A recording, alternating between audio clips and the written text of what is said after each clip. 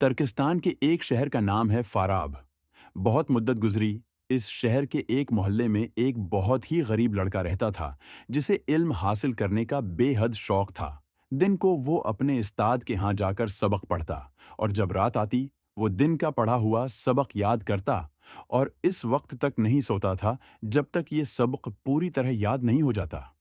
اس کی چارپائی کے سرہانے مٹی کا ایک دیا جلتا رہتا تھا۔ اسی دیے کی روشنی میں وہ رات کے 2-2 بجے تک پوری پوری کتاب پڑھ لیتا، اور بعض اوقات ساری رات ہی پڑھنے میں گزر جاتی۔ ایک رات کا ذکر ہے، وہ اپنی چارپائی پر بیٹھا، پوری توجہ اور انہماک سے کسی کتاب کا مطالعہ کر رہا تھا کہ دیے کی روشنی مدھم ہونے لگی۔ اس نے بتی کو اونچا کیا۔ روشنی ہوئی تو ضرور، مگر بہت جلد ختم ہو گئی۔ اب جو اس نے دیے پر نظر ڈالی تو یہ دیکھ کر اسے بڑا افسوس ہوا کہ تیل تو دیے میں ہے ہی نہیں۔ روشنی اگر ہو تو کیوں کر آپ کیا کروں؟ اوس نے اپنے دل میں سوچا۔ رات آدھی کے قریب گزر چکی تھی، شہر کی دکانیں بند ہو چکی تھیں، اور اگر وہ کھلی بھی ہوتیں تو لڑکے کو کچھ فائدہ نہ ہوتا، کیونکہ اس کے پاس تیل خریدنے کے لیے بھی پیسے نہیں تھے۔ پیسوں کے بغیر کون دکاندار تیل دے سکتا تھا؟ اس حالت میں بہتر یہی تھا کہ وہ کتاب ایک طرف رکھ کر سو جائے، مگر ابھی تو اسے پورے 2 گھنٹے اور پڑھنا تھا۔ وہ یہ 2 گھنٹے کس طرح ضائع کر سکتا تھا؟ اور پھر دوسرے دن بھی اس کے پاس کہاں سے پیسے آتے؟ روٹی تو وہ ایک مسجد میں جا کر کھا لیتا، اور محلے کے ایک بچے کو پڑھا کر جو رقم ملتی تھی اس سے وہ اپنے لیے معمولی کپڑے اور تیل خرید لیتا تھا۔ لیکن اسے حال ہی میں جتنے پیسے ملے تھے وہ خرچ کر چکا تھا۔ دیے کے اس طرح بجھ جانے سے وہ بہت پریشان تھا۔ وہ اپنی کوٹری سے نکل کر دروازے پر آ بیٹھا۔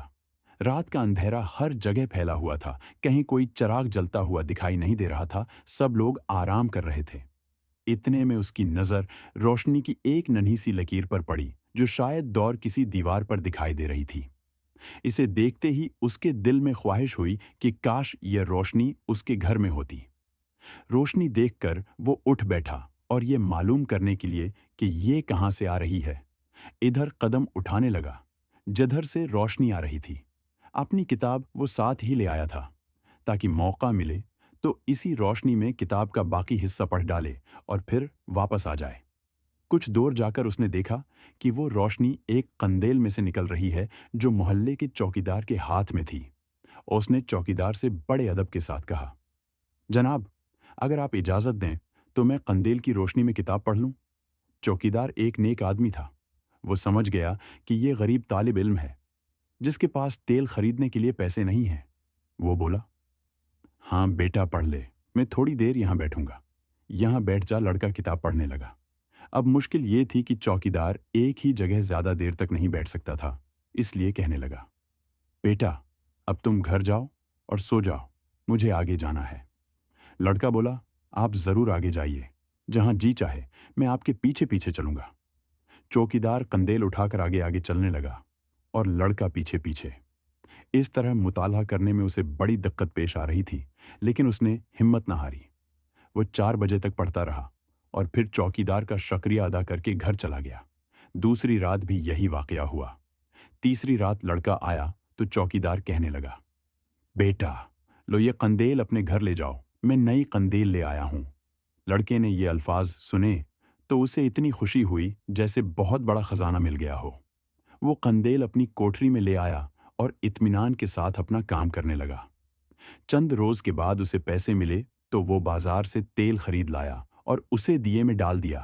کئی دن گزر گئے اور پھر کئی سال۔ لڑکا جوان ہو گیا۔ جیسے جیسے اس کی عمر بڑھتی چلی جاتی تھی اس کا علم بھی بڑھتا جاتا، اور پھر ایک دن ایسا آیا کہ وہ اپنے وقت کا سب سے بڑا استاد بن گیا۔ بڑے بڑے عالم فاضل لوگ دور دور سے اس کے پاس آتے اور اس سے علم حاصل کرتے تھے۔ وہ علم کا ایک ایسا دریا بن گیا جس سے علم کے پیاسے اپنی پیاس بجھاتے رہتے تھے۔ جانتے ہو بچو، یہ لڑکا کون تھا؟ یہ تھا ابو نصر فارابی، فارس، ایران کے اس عظیم مسلمان فلسفی اور سائنسدان کی وفات کو کئی 100 برس گزر چکے ہیں، مگر اس کی عزت و عظمت میں کوئی فرق نہیں آیا۔ اس کا نام سب بڑے احترام سے لیتے ہیں اور لیتے رہیں گے۔ جس کے اپنے دیے کی روشنی ختم ہو گئی، لیکن علم کا جو دیا اس نے جلایا، اس کی روشنی کبھی ختم نہیں ہوگی۔